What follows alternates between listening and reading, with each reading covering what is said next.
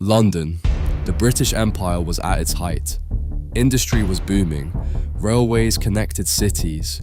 Trade flowed through the docks, but beneath the grandeur of Victorian London, there was another reality. The East End district of Whitechapel was overcrowded and struggling. Thousands of people lived in cramped lodging houses. Work was uncertain. Income was unstable. At night, the streets were dimly lit by gas lamps. And in the autumn of that year, a series of tragic incidents shook the entire city. Several women were found dead within a short period of time. Authorities believed the cases were connected. The public demanded answers, but the identity of the person responsible was never confirmed. More than a century later, the case remains unresolved. So why was it never solved? To understand that, we must understand the conditions of the time. Victorian policing was very different from modern law enforcement. There were no forensic laboratories, no DNA testing, no fingerprint identification systems in active use. Photography was limited. Crime scene procedures were basic and inconsistent. Crowds often gathered before officials secured areas. Important details were easily disturbed. Evidence preservation was not standardized. Communication was slower. London's Metropolitan Police operated separately from the City of London Police. Jurisdictional boundaries complicated investigations. Reports were handwritten. Information traveled physically. Coordination required time. Whitechapel itself added further complexity. The district was densely populated. Many residents were transient workers. People moved frequently for employment. Tracking individuals was difficult. Records were incomplete. Witness descriptions of suspicious individuals often conflicted. Some described someone well-dressed. Others described someone ordinary. Height estimates varied. Clothing details differed. The lack of consistent identification made it hard to narrow suspects. Meanwhile, newspapers intensified coverage. Competition for readership was fierce. Headlines became dramatic.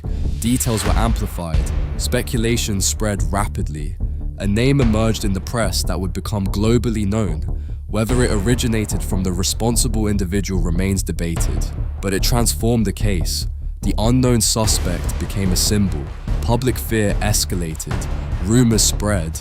Communities blamed outsiders. Social tensions increased.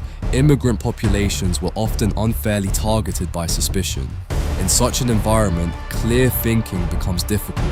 The investigation faced both practical and social obstacles.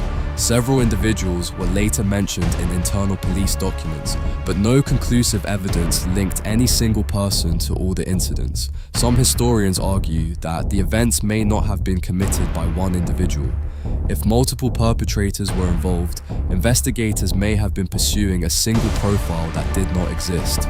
There is also the possibility that the responsible person left the area. In 1888, tracking someone across regions was challenging. Travel records were limited.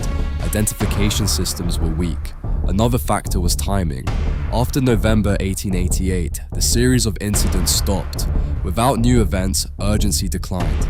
Resources shifted elsewhere. Public attention eventually moved on, but the legend did not fade. Over the decades, writers, historians, and researchers revisited the case. The lack of resolution allowed theories to multiply.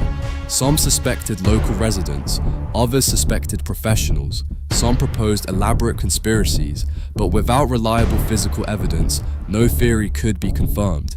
The case also revealed weaknesses in investigative methodology of the time: fragmented communication, limited forensic science, heavy media influence, social panic. All of these factors combined. Sometimes cases remain unsolved not because of one failure, but because of many limitations interacting at once.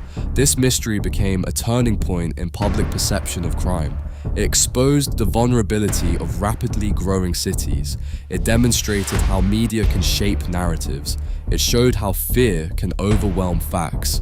Today, Whitechapel is part of modern London. The streets are brightly lit, the buildings are renovated, but the questions remain. How did someone operate within a crowded city and avoid identification? Was it luck, opportunity, systemic limitations, or a combination of all three? More than 130 years later, researchers continue examining surviving documents. Historians compare witness statements. Experts analyze original reports, but definitive answers remain out of reach.